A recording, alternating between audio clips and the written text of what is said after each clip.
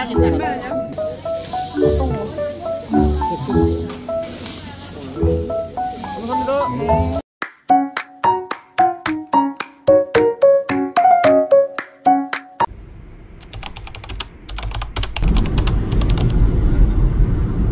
everyone! Good afternoon and welcome back sa ating YouTube channel.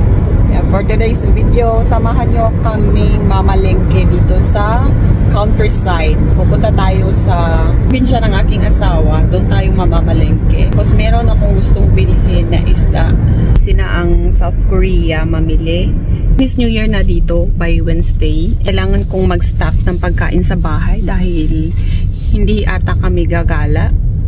Dahil sa sobrang katrapikan mga madam, bahay lang siguro kami or gagala na kami after na siguro ng Chinese New Year. Kasi baka maipit tayo sa kalsada, hindi lang natin ma-enjoy yung gala. Malapit na tayo sa kanilang countryside market. Sijang ang tawagin yan dito. So andito kami sa Hyungpung Sijang mamalengke. I-try ko mag-video mga madam kung kaya ko kasi sobrang tao, siksikan kasi dito.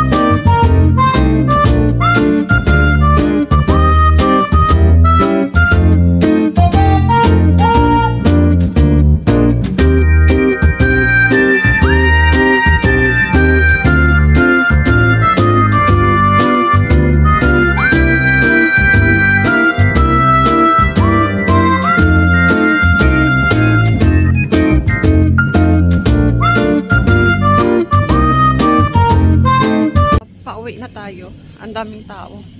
Yung video natin, ewan ko na lang. Maduling talaga kayo ngayon.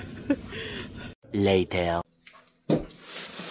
So, eto na yung napamili natin mga madam. So, napagastos talaga ng sobra ngayon ang duyo ni Apa.